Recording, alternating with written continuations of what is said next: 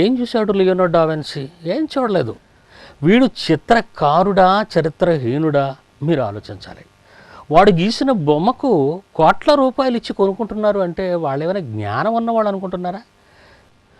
జకోపో సల్తారెల్లి ఒక మగ మోడళ్ళకు మరిగాడంటే ఇది విచారింపదగ్గ విషయం. మగవాడిని ఎందుకు కోరుకున్నాడు? వాడి మానసిక రోగం అండి అది. అతడు చేస్తున్న భయంకరమైన కార్యక్రమాలకు ఆనాటి సంఘం, మీన్స్ చర్చ్ అంటారండి అక్కడ, వాళ్ళు అతను వెలివేశారండి. ఈ బహిష్కృత కార్యక్రమానికి లేదా అవమానానికి మరి ఉండలేక వారు పూజిస్తున్న క్రీస్తుకే కళంకాన్ని తేవాలని ఆనాటి చర్చిని ఎదిరించలేని ఈ చేతగాని వాడు యేసుప్రభుని అవమానపరచడానికి పూనుకున్నాడంటే మీరు నమ్ముతారండి? పెన్నుంది కదా అని చరిత్ర రాసేసి, కథలు రాసేసి, కుంచుంది కదా అని బొమ్మలు వేసేసి, తుపాకీ ఉంది కదా అని బుల్లెట్ పేల్చిస్తే ఎలా అండి? లియోనార్డో డా విన్సీ అన్నవాడు ఏమాత్రపు వాడండి, ఒక క్యారెక్టర్లెస్ మ్యాన్. వాటికన్లో పోపున్న ఆ దేశంలోనే ఇలాంటి బైబిల్కి విరోధమైన కార్యక్రమాలు జరుగుతున్నాయంటే వాళ్ళు ఎందుకండి నోరు విప్పటం లేదు? ఆ యేసుని గురించి ఎవరేమన్నా నేను ఊరుకోనండి, నేను సహించను. ఎందుకంటావా, ఒక క్యారెక్టర్ గల వాణిని క్యారెక్టర్ లేనివాడు మాట్లాడడం తప్పండి. ఏమండి, తప్పు చేసేవాడు మరో తప్పు చేసేవాడిని మాట్లాడకూడని ఈ రోజుల్లో తప్పు చేయని వాడిని తప్పు చేసేవాడు నిందించటం, తప్పు పట్టడం నిజంగా ఇది విచారకరమైన విషయం అండి. డాన్ బ్రౌన్ కానివ్వండి, బయన్ గ్రెజర్ని కానివ్వండి, నిర్మాతను కానివ్వండి, అలాగే సోనీ పిక్చర్స్ డిస్ట్రిబ్యూటర్స్ని కానివ్వండి, వాషింగ్టన్ పోస్ట్కి ఇంటిమేట్ చేసిన ఈ విషయాలన్నీ ఇంటిమేట్ చేశానండి. వాళ్ళందరూ రావాలి, వాళ్ళందరూ యువకులను నిలబెట్టాలి. నా ముందు నిలబడడానికి ప్రపంచవ్యాప్తంగా ఇంటర్నేషనల్ వైడ్లో జ్ఞాని అనుకునేవారిని ఎవరినైనా నాతో మీరు నిలబెట్టండి. 2 నిమిషాలండి వాళ్ళని ఓడించేస్తాను. 2 నిమిషాల్లో ప్రపంచంలో ఏ ఒక్కడైనా బైబిల్ తప్పని కానీ క్రీస్తు చరిత్రను కళంకపరిచే ఏ పదాన్ని ప్రయోగించినా విడిచిపెట్టినట్టే. ప్రళయం వచ్చేస్తుంది, ప్రపంచాన్ని ముంచేస్తుంది. Nostradamus Chinese Myanmar calendar Newton calculation చెప్పినట్లుగా 2012 డిసెంబర్ 21 నాటికి కలియుగాంతం జరుగుతుందని CNN నుండి TV9 వరకు 3 సంవత్సరాల వరుస కథనాలతో ఈ ప్రపంచ ప్రజలను భయభ్రాంతులకు గురి చేశారు. అంతేకాదు 2012 డిసెంబర్ 21 నాటికి యుగాంతం జరుగుతుందని బైబిల్ కూడా చెప్పిందని బైబిల్ చెప్పని అబద్ధపు వార్తను వార్తా ఛానల్స్ ప్రచారం చేశాయి. బైబిల్, పిరమిడ్ వాస్తుశాస్త్రం, నోస్ట్రాడామస్ ఇలా ఎన్నో పుస్తకాలు, ఎందరో ప్రముఖులు చెప్పిన 2012 యుగాంతం నిజమవుతుందా? బైబిల్ పుస్తకం ఓపెన్ చేసి 1994లో ఈ విశ్వం అంతమైపోతుందని ఒకసారి ఆల్రెడీ ప్రెడిక్షన్ చేశాడు. విశ్వం అంతా అయిపోతుంది, ఇది ప్రతి మతంలోనూ ఈ విశ్వం అంతమైపోతుంది, దీని తర్వాత ఈ ప్రపంచం అంతమైపోతుంది, అన్ని మతాల్లోనూ కలియుగం అంతమవుతుంది అన్న కొన్ని భావనలు ఉన్నాయన్నమాట. దాన్ని సైకలాజికల్ గా కూడా అనాలిసిస్ చేయటం జరిగింది. బైబిల్ చదవకుండానే, బైబిల్లో ఏముందో తెలియకుండానే ఎవరో చెప్పిన ఆసక్తికరమైన వార్తను, బైబిల్లో లేని వార్తను, బైబిల్ చెప్పని వార్తను ప్రజలకు చూపిస్తూ 2012 డిసెంబర్ 21 నాటికి యుగాంతం జరుగుతుందని బైబిల్ కూడా చెప్పినదని న్యూస్ మీడియా కథనాల వెంబడి కథనాలు ప్రజలకు చూపిస్తుంటే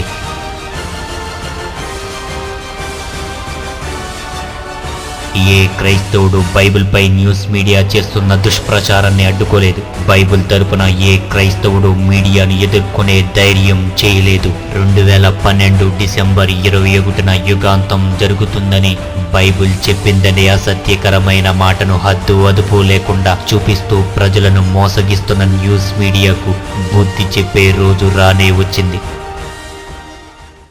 TV9, TV5, iNews, ఇంకా ఎన్ని టీవీ ఛానల్స్ ఉన్నాయో ఎవరైనా 2012 డిసెంబర్ 21 యుగాంతం జరుగుతుందనే మీ బుద్ధిహీనుడైన శాస్త్రవేత్తను తీసుకొని వేదిక మీదకి రండి.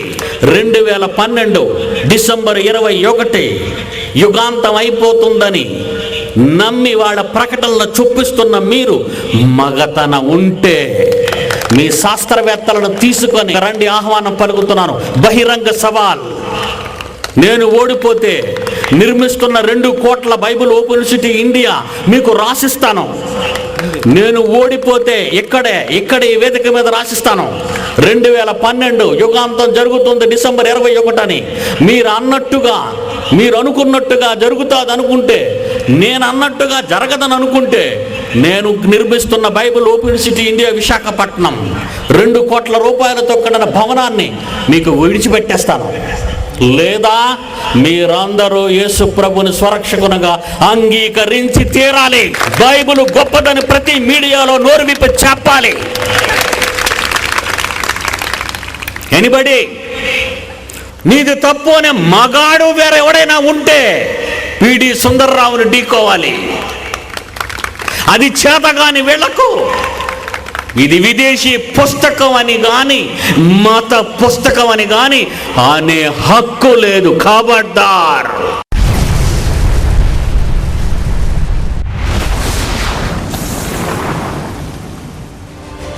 మళ్ళీ అదే గళం, మళ్ళీ అదే స్వరం. 24 మత్తయి సువార్త 3వ ఆయన ఒలీవ కొండ మీద కూర్చుంటున్నప్పుడు శిష్యులు ఆయన ఎదుకు వచ్చి ఏకాంతముగా, మళ్ళీ సీక్రెట్ మీటింగ్ ఇది మరలానా, ఇవి ఎప్పుడు జరుగును మహానుభావా, నీ రాకడ ఈ యుగాంతానికి సూచనలు ఏవైనా తమరు చెబుతారా? సూచనలు దయచేసి ఎగ్జాంపుల్స్ ఏవైనా, సూచనలు ఏమైనా చెబుతారా అని అడిగారు. కనుక మీరు ఒక నిజం చెప్పాలి మాకు. పోనీ ఇప్పుడు జరుగుతాయి, జరగక ముందు ఎలా ఉంటాయి అని మీరు అని అడిగితే ఆయన అన్నాడండి, 6వ వచనం చూడండి, 6వ వచనం, యుద్ధములను గూర్చి యుద్ధ సమాచారములను గూర్చి వినబోదురు. దేశాల మధ్య, ప్రపంచ దేశాల మధ్య ప్రపంచ యుద్ధాలు కానివ్వండి, దేశాల మధ్య యుద్ధాలు కానివ్వండి, ఏసి చెప్పిన తర్వాతే జరిగాయండి ఇవన్నీ. ఆయన ఒక మాట అన్నాడు, మీరు యుద్ధములను గూర్చి యుద్ధ సమాచారములను గూర్చి వినబోదురు. కలవరపడకండి. ఈలోగా ఎవడో ఒక డూమ్స్ డే చెప్పేస్తాడు మీకు. ఈలోగా ఎవడో ఒకడు వచ్చి డేట్ చెప్పేస్తాడు మీకు. కలవరపడకుండా చూచుకొనుడి, ఇవి జరగవలసి ఉన్నవి గాని అంతము వెంటనే రాదు. What a wonderful Bible. నిజంగా యేసు నోట వచ్చిన మాట ఈ రోజు ప్రపంచానికి సవాలు విసురుతున్నాడు పిడి సుందర్రావు. 2012 డిసెంబర్ 21 ఎవడు రా పిచ్చివాడు కేక వేశాడని. నా యేసు చెప్పాడురా, నా యేసు చెప్పాడురా. నీకెవడు చెప్పాడురా? నాకు నా యేసు చెప్పాడురా. అయ్యో, యుగాంతం కాదని ఆ రోజు. ఇవి జరగవలసి ఉన్నవి, అంతము వెంటనే రాదు. ఎంత ధైర్యంగా సాహసంగా ఒక క్రైస్తవుణ్ణి నేను చెబితే నమ్మకుండా, నా తర్వాత కొన్ని నెలల తర్వాత యుగాంతం జరగదట నాసా శాస్త్రవేత్తలనే గొట్టంగాళ్ళు చెప్పారు అని ఈ గొట్టంగాళ్ళు చెప్తున్నారండి. ఇప్పుడు ఏమండి, బైబిల్ చెప్పిందని నేను ఏ రోజు చెప్పి సవాలు చేస్తే పోటీకి నిలబడి శాస్త్రవేత్తను తీసుకురాని ఓ చేతగాని మీడియా ఉన్నారు. ఎవరైనా మీడియా వాళ్ళు 4 రోజులు ఉంటారు గుంటూరు పట్టణంలో, 4 days. మగతనం ఉంటే, మరలా చెప్తున్నాను మీడియాకి, మగతనం ఉంటే ఎవడైనా శాస్త్రవేత్తలు తీసుకొని రావాలి. లేదా చేత కాదని no why keep quiet, shut up. నిజం చెప్పి ఇంత ప్రజల మధ్య కేక వేస్తుంటే ఏమండి, పిడి సుందర్రావు అన్న ఆయన బైబిలులో ఉందట, యుగాంతం జరగదట, మరి ఇలాగ అంటున్నాడు. ఎవడైనా ఉన్నాడా? చేతగాని దద్దమ్మల్లారా రెండర్రా అని పిలాలి కదా. నేను మాట్లాడాలంటే 1,15,000 అడుగుతున్నాడు ఎపిసోడ్కి. చెప్పండి ఇప్పుడు. అంటే వీళ్ళకి క్రైస్తవ్యం అంటే పడదా? గత కాలంలో అంటే ఒక నెల అవుతుంది సుమారు, TV9 ఒక వారం ముందు ప్రకటనలు కూడా మొదలుపెట్టాడు. సండే స్పెషల్ ఎక్స్క్లూజివ్ అని. టీవీ9 విలేకరులారా రాయండి, గట్టిగా రాయాలి మీరు. ఆ బుద్ధిహీనులకు చెప్పండి, ఆ మేనేజ్మెంట్కి, బుద్ధిహీనులని TV9 మేనేజ్మెంట్కి చెప్పండి మాట. ఎక్స్క్లూజివ్ అని ఇచ్చి ఒక వారం ముందు ప్రకటనలు ఇస్తున్నాడు. ఏమన్నా తెలుసా? TV9 యేసు ప్రభు కాశ్మీర్ వచ్చేసాడని. దానికి నేను స్పందించి నెట్టలో జైశాలి.tv నెట్టలో ప్రకటన వచ్చిందా అయిపోతావు నువ్వు అన్నాను. దమ్ముంటే నన్ను ఢీకొండ్రా చేతగాని దద్దమ్మల్లారా. ఎవడో చేతగాని బుద్ధి లేని బైబిల్ తెలియని విదేశీయుడకు మూర్ఖుడు చెప్పిన మాటలు నమ్ముతున్నావా? చరిత్రకారుడు చెప్పిన మాటలు నమ్ముతున్నావా? ఎవడికి రా తెలుసు చరిత్ర, ప్రపంచ చరిత్ర? నీకు తెలుసా? నువ్వు స్టూడియోకి రప్పించుకున్న కొండా కోరుకు తెలుసా చరిత్ర? యేసు కాశ్మీర్ వచ్చాడో లేదో మనిద్దరం తెలుసుకుందాం, లేదా ఎవడో ఆయన తీసుకురా దగ్గరికి. మా ఇద్దరి మధ్య పెట్టరా బహిరంగ సభ. ఆయన వచ్చాడో లేదో నిరూపిస్తానన్నాను. దెబ్బతో ఇవ్వటం మానేశాడండి మరుసటి వారం. ఇది చెప్పండి TV9కి, ఇది నిజమా కాదని అడగండి, ఫోన్ చేసేయి. ఇదండి జైశాలి దెబ్బ. నాస్ట్రాడామస్ మయన్మార్ క్యాలెండర్ న్యూటన్ క్యాలిక్యులేషన్ చెప్పినట్లుగా 2012 డిసెంబర్ 21న యుగాంతం జరుగుతుందని బైబిల్ కూడా చెప్పిందని నిత్యం అబద్ధపు కథనాలతో వార్తలను ప్రచారం చేస్తున్న వారి అసత్యపు చరిత్రను బహిర్గతం చేసి బైబిల్పై అసత్య ప్రచారం చేసినందుకు ప్రపంచంలోనే ప్రప్రథమంగా ప్రధాన నగరాల్లో న్యూస్ మీడియాపై ధర్నాకు పిలుపునిచ్చిన ధీరుడు ఈ ధైర్యశాలి.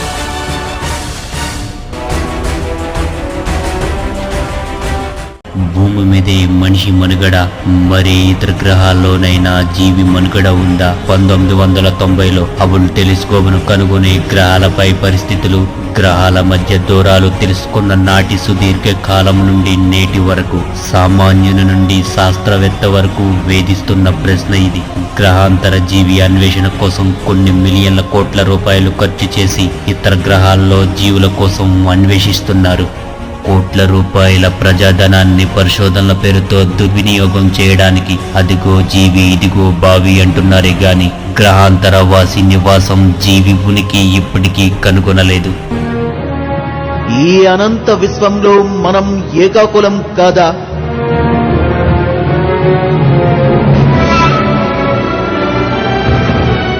ఇతర గ్రహాలపై జీవులున్నారా? వాళ్ళు మనల్ని చూడ్డానికి వస్తుంటారా? ఫ్లయింగ్ సాసర్ల రూపంలో రహస్యంగా సంచరిస్తుంటారా?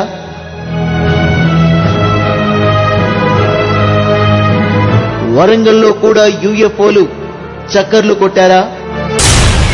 ఏలియన్స్ ఖచ్చితంగా ఉన్నాయంటున్న స్టీఫెన్, ఏలియన్స్ తో కయ్యానికి దిగితే మనకే ప్రమాదం, గ్రహాంతరవాసులు మనకన్నా శక్తివంతం అని తేల్చిన హాకింగ్, ఏలియన్స్ తో ఫ్రెండ్షిప్ బెటర్ అన్న శాస్త్రవేత్త, ఏలియన్స్ కనబడితే అటాక్ చేయొద్దన్న స్టీఫెన్. ఆకలి చావులతో అలమటిస్తూ దారిద్ర్య రేఖకు దిగువనున్న దేశాలెన్నో ప్రయోగాల పేరుతో దుర్వినియోగం చేస్తున్న కోట్ల రూపాయలు వాళ్లకందిస్తే వాళ్ల కుటుంబంలో ఆహార కొరత ఉండదు అనే కనీస ఆలోచన శాస్త్రవేత్తలకు లేక పురోగాభివృద్ధి పేరుతో చేస్తున్న ఫలితం లేని ప్రయోగాలు శాస్త్రవేత్తలను తిరోగాభివృద్ధి వైపు తీసుకువెళతాయని, అవి విఫలం అవ్వకముందే వాటి భవిష్యత్తు చెప్పి శాస్త్రవేత్తల అబద్ధపు సిద్ధాంతాలను శిథిలం చేయడానికి గర్జిస్తూ మళ్ళీ అదే గళం లేచింది. సైన్స్ వలన పురోగాభివృద్ధి అనే దాన్ని మనకు చూపిస్తూ పతనాన్ని మనకు చూపిస్తారు అని నేను మీకు చెప్పక తప్పదు. ఎన్ని కోట్ల ప్రజాధనాన్ని అమాయకులైన ప్రజల దగ్గర నుంచి దోపిడీ చేశారు వీళ్ళంతా. ఈ విషయం నేను 1992 జనవరి ఫిబ్రవరి అనే మా భూతల క్రిందులు మ్యాగజైన్, అందులో 1992 జనవరి ఫిబ్రవరి 14వ సంచికల్లో రాశానండి. ఎందుకంటే బయోస్ఫైర్ విఫలమవుతుంది అని రాశానండి. మరి ఎలా చెప్పేస్తున్నారండి మీరు ఇవన్నీ అనుకుంటున్నారా? చెప్తాననే కదండి శాస్త్రవేత్తలందరినీ రమ్మన్న నా పాదాల దగ్గరికి రండిరా, మీకు చెప్తాను. ఒక ప్రయోగం చేసే ముందు కోట్ల రూపాయలు ప్రజాధనాన్ని పాడు చేసే ముందు, ప్రజల్ని తప్పుదారి పట్టించే ముందు మీ ప్రయోగం ఎంత వరకు సక్సెస్ అవుతుందో లేదో తెలియాలంటే మీ దేశాలు, మీ దేశంలోని అధికారులు, శాస్త్రవేత్తలు నా దగ్గరికి రండి. మూడోదండి, సూర్యునిలో ఉన్నటువంటి కణాలను తీసుకొని జెనెసిస్ క్యాప్సూల్స్ అంటారు అన్నదాన్ని. సూర్యుల్లో ఉన్నటువంటి కణాలను తీసి ఆ కణాలను భూమి మీదకి భద్రంగా తీసుకొస్తే, ఆ రోజు ఏం చెప్పారు అంటే కదా 2004 అండి ఇది.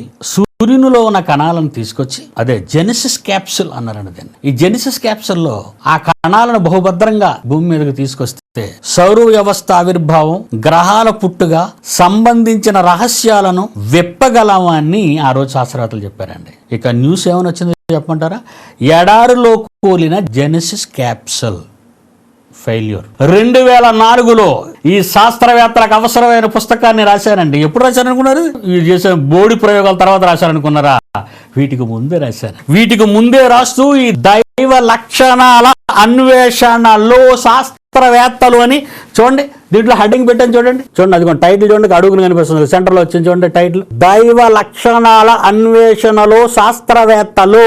ఈ ఎపిసోడ్ గురించే వీళ్ళని ఏదో పట్టుకోవడానికి నేను రాసుకొచ్చాను అమాయకులు మీరు అనుకుంటున్నారేమో. నేను ముందే చెప్పాను, అంతకు ముందు పుస్తకంలో రాసి పెట్టాను 2004లో. 2008లో పిడి సుందర్రావు స్క్రీన్ మీదకి వచ్చి చెబుతున్నాడు, ఇందులో వాళ్ళు ఫెయిల్ అయిపోతారు, తప్పిపోతారు. ప్రపంచ భవిష్యత్తులో జాగ్రత్తగా వినాలి. పీటర్ హిగ్స్ ఫెయిల్ అయిపోతాడు, లెన్ ఎవాన్స్ ఫెయిల్ అయిపోతారు. వీళ్ళని సపోర్ట్ చేసిన శాస్త్రవేత్తలంతా ఫెయిల్యూర్. ప్రపంచ శాస్త్రవేత్తల అందరికంటే ఈ సింహం గొప్పదే. సవాల్ చేస్తున్నాను, any body in the world, ప్రపంచంలో ఎనీ సైంటిస్ట్, ముఖ్యంగా దైవ లక్షణాలు కనిపెట్టే 100 మంది శాస్త్రవేత్తలు, ఎన్నో వేల కోట్ల రూపాయలు తగలబెడుతున్న వీళ్ళందరినీ సవాలు చేస్తున్నాను, పిలవండి. 4 గోడల మధ్య మాట్లాడే వ్యక్తి కాదు వీడు, సింహం. భూమి గురించి కనీస జ్ఞానం లేని కాలంలో దాదాపు 1520లో బైబిల్లో యోబు గ్రంథం 37వ అధ్యాయం 12వ వచనంలో వ్రాయబడిన ప్రకారం ఆయన వల్ల నడిపింపబడినవై నరులకు నివాస యోగ్యమైన భూగోళము మీద అనే బైబిల్ మాటను శాస్త్ర ప్రపంచానికి పరిచయం చేస్తూ అంతరిక్షంలో జీవులున్నాయని, అప్పుడప్పుడు భూమి మీదకి ఇవి వాహనాల ద్వారా ఫ్లయింగ్ సాసర్స్ మరే ఇతరతర ఉపగ్రహాల మీదుగా భూమండలాన్ని చేరుకుంటున్నాయని రకరకాలైన కథనాలు 4-5 శతాబ్దాలుగా భూమి మీద మనం వినటం విశేషం. ఇవి నిజమా అబద్ధమా? మానవుని వంటి బుద్ధ జీవులు ఉన్నారా అంతరిక్షంలో కానివ్వండి, గ్రహాల్లో కానివ్వండి, మరెక్కడైనా అనే వీటి గురించిన ముఖ్యంగా పరిశోధనలు సాగించటం ఈ మధ్యకాలంలో మరీ ఎక్కువగా ఉండటం అనేది మనకు తెలుసు. మన భూగ్రహానికి ఉపగ్రహమే అయినా దగ్గరగా ఉంది మన చంద్రుణ్ణి మొట్టమొదటిగా ఎన్నుకున్నారు. మానవ రహిత వ్యామ నౌకలే కాక మానవ సహిత నౌకలను కూడా పంపించారు. తత్ఫలితంగా చంద్రగ్రహానికి అసలు వాతావరణం అన్నదే లేదని, చంద్రోపతలం బట్టి చౌడు నేలని తేలింది. ఏకకణ జీవి కూడా అక్కడ జీవించే అవకాశం లేదని తేల్చుకున్నారు. అంగారక గ్రహం గురించి ఎన్నో పరిశోధనలు జరిగే పరిస్థితులు మనం చూసాం. 1992 సంవత్సరంలో అమెరికా మార్స్ అబ్జర్వర్ ను ప్రయోగించింది అంగారకుని మీదకి. 1998లో అమెరికా అంగారక గ్రహం మీద రోవర్ ప్రయోగం ద్వారా వాహనాలు నడిపే ఆలోచనలోకి వచ్చింది. గ్రహాంతర జీవుల పరిశోధన టెలిస్కోప్ గ్రహాంతర జీవులు ఉన్నారా లేదా అనే ప్రశ్న మానవాళిని చిరకాలంగా వేధిస్తూనే ఉంది. ఆ ప్రశ్నకు తగిన సమాధానాన్ని పొందడానికి శాస్త్రజ్ఞులు శోధిస్తూనే ఉన్నారు. బైబిల్లో దేవుడు రాయించిన మాటలు కొన్ని మీ ముందు పెడుతున్నాను. అపోస్తల కార్యాలు 17వ అధ్యాయము 26-27 వచనాలు మీరు బైబిల్ తీసి చదవగలిగితే, యావత్తు భూమి మీద కాపురం ఉండుటకు ఒకరి నుండి ప్రతి జాతి మనుషులను సృష్టించి భూమి మీద మనిషి ఉండాలి అని బైబిల్ చెప్పింది. ఇక కింద మాట చూస్తే, నిర్ణయ కాలాలను వారి నివాస స్థలము యొక్క పొలిమేరలను దేవుడు ఏర్పాటు చేశాడు భూమి మీద అని ఉంది. ఇక 2వ మాట బైబిల్లో చూస్తే యెషయా గ్రంథము 45వ అధ్యాయము 18వ వచనం. క్రీస్తు పూర్వం 760-698 ఈ తేదీలు ఆలోచించండి. ఆయన భూమిని కలుగ చేసి దానిని స్థిరపరచెను. ఎప్పుడూ నిరాకారముగా ఉండునట్లు ఆయన దానిని సృజింపలేదు. భూమిని నివాస స్థలమగునట్లుగా సృజించెను. ఎవరికి నివాస స్థలమగునట్లుగా? దేవుని పిల్లలుగా కారణజన్ములుగా ఉద్భవించిన ప్రపంచ మానవాళి కొరకు ప్రకృతి అనే ఈ వడిలో, భూమి అనే ఈ ఉయ్యాలలో నరుని పరుండబెట్టాడు. ఇలా పరుండబెట్టిన ఆ దేవుడు ఈ నేల కోసం ఏమన్నాడు అంటే, భూమిని కలుగజేసి దానిని స్థిరపరిచెను. ఎప్పుడూ నిరాకారముగా ఉండునట్లు ఆయన దానిని సృజింపలేదు గాని భూమిని నివాస స్థలమగునట్లుగా సృజించను. భూమి మీద తప్ప ప్రకృతిలో, విశ్వంలో భూమిని విడిచి పెడితే జీవన్నది సృష్టిలో ఎక్కడా లేదు. ఈ విషయాన్ని నాసా అంతరిక్ష పరిశోధనాశాలకు సవాలు విసిరి ఎన్ని సంవత్సరాలు కావస్తున్నా మీస ఉన్న మగాడు శాస్త్రవేత్త ఒక్కడు కూడా నాసా నుండి రాలేదంటే వాళ్ళకి అర్థమైపోయిందండి బైబిల్ అంటే ఏంటో. ఇస్రో నుండి నాసా వరకు, BBC, CNN నుండి TV9 వరకు శాసించిన వ్యక్తి ఈ విజ్ఞాని. విశ్వం పుట్టుక నుండి మనిషి మరణం వరకు గల కారణాన్ని చెప్పింది. నేడు ప్రపంచంలో బైబిల్ ఒక్కటే. స్టీఫెన్ హాకింగ్ అనేవాడు ఒకడు ఉన్నాడండి. వాడు అసలు దేవుడే లేడనేసాడండి. వాడికి ఏమని రాశానో చూడండి. సమాజంలో ప్రతి సామాన్యునికి తెలిసిన అతి చిన్న విషయం నీకు తెలియకపోవడం విడ్డూరంగా ఉందిరా. నేటి ప్రపంచంలో నాస్తికుడు అన్నవాణిని లేకుండా చేయాలని యుద్ధం ప్రారంభించి బహిరంగంగా ఎందరినో ఓడించాన్రా మిస్టర్ హాకిన్. లండన్ పంపించారండి, మెయిల్ పంపించానండి, లెటర్ పంపించానండి, నెట్ లో ఉందండి ఉత్తరం. ఇక నిన్ను కూడా ఓడించాలన్న ఆలోచనతో ఈ ఉత్తరాన్ని రాస్తున్నాను. సభ్య సమాజాన్ని మోసగిస్తూ గ్రహాంతర జీవులు ఉన్నాయని లేని వాటిని చెబుతున్నావు. New Zealand, Denmark, Fiji, Africa, America, ఐరోపా అన్నిట్లో ఈ రోజున ప్రసంగం లైవ్ టెలికాస్ట్ అవుతుంది. హకిన్స్ గారు చెప్పింది నిజమని నాసా శాస్త్రవేత్తలు అనుకుంటే వణుకు పుట్టిస్తా వాళ్ళకి వణుకు. ప్రపంచానికి వినబడుతున్న పిడి సుందర్రావు సవాల్. దేవుడి జోలికి వచ్చాడు వాడు. సృష్టి దేవుడు కలిగించలేదట. ద గ్రాండ్ డిజైన్ పుస్తకంలో దేవుడే లేడన్నాడు. ఈ మధ్యన ఓపెన్ చేసి దేవుడు లేడని వాడు ఒక పుస్తకం రాస్తే ఈ కసాయి పత్రికలన్నీ రిలీజ్ చేసేయండి వాడు ఆర్టికల్ ని. ఆంధ్ర రాష్ట్రంలో ఉన్న ఐటీవీ, ఐ న్యూస్, ఈ రాష్ట్రంలో ఉన్నటువంటి ఎన్టీవీ, ఈ రాష్ట్రంలో ఉన్నటువంటి స్టూడియో ఎన్ని ఛానల్ ఈ రోజు ఆంధ్ర రాష్ట్రంలో. తెల్లవారితే దేవుడు అని శ్లోకాలు వినిపింపజేస్తున్నావే, తెల్లవారితే దేవుడిని చూపిస్తున్నావే, పూజలు చూపిస్తున్నావే. దేవుడు లేడని వాడంటే నీకు లేదురా మగతనం, నీకు లేదా మగతనం? పోనీ నీకు లేదు, కానీ మీడియా వాళ్ళందరికీ ఉత్తరాన్ని పంపించారు. ఫలానా వాడు నోటుకొచ్చినట్టు దేవుడు లేదని వాదిస్తున్నాడు, వాడితో నేను సిద్ధంగా ఉన్నాను మాట్లాడటానికి. నన్ను ఇంగ్లాండ్ రమ్మంటాడా స్పాట్, వాడు ఇండియా వస్తాడా, ఖర్చు నాది, పోటీ నాది. నీ మరణ దినం ఆసన్న మగుచున్నది కనుక ప్రపంచ ప్రజల ముందు దేవుడే లేడన్నందుకు నా చేతిలో ఓడిపోవాలి నువ్వు. నిన్ను ఛాలెంజ్ చేస్తున్నాను. ఈ బహిరంగ పోటీకి స్థలంగా నువ్వు ఇంగ్లాండ్ లో డిబేట్ ఓపెన్ చేస్తావా, ఓపెన్ డిబేట్, లేదా ఇండియా సెలెక్ట్ చేసుకో అన్నాను. అవకాశం నీకే ఇస్తున్నాను. సిద్ధమైతే తెలియచేయి, లేకపోతే ఓటమిని అంగీకరించు. మిగిలిన టర్మ్స్ అండ్ కండిషన్స్ తరువాత చర్చిద్దాం. ఏమండి, ఉత్తరం రాసి నెలలైపోయిందండి. ఈ కాపీ యుఎన్ఐకి పంపించాను, ఈ కాపీ పీటీఐకి పంపించాను, ఈ కాపీ ఇండియాలో ఉన్న మన సన్నాసి మీడియా వాళ్ళకి పంపించాను. మళ్ళా వాడిదే చేస్తున్నారంటే వాడికి మా ఇండియా నుంచి ఒక మగాడున్నాడు రా, భారతీయుల్లో మగాడున్నాడు. ప్రపంచంలో ఎక్కడా పుట్టని ఒక మగాడు మా దేశంలో పుట్టాడు ఇండియన్ గా. మా వాడు పోటీకి నిలబడతాడట, దేవుడు ఉన్నాడని చెప్పటానికి అని రోషంగా చెప్పవలసిన ఈ కుక్కలు, ఈ కంట్రీ కుక్కలు మాట్లాడకుండా ఆడి న్యూస్ వేస్తున్నారండి. దేవుడు ఉన్నాడని రోజుకి మొక్కుబొళ్ళు మొక్కుకుంటున్న వీళ్ళే సిగ్గు లేకుండా ప్రవర్తిస్తూ భయపడుతున్నారే. వణుకు పుట్టిస్తా.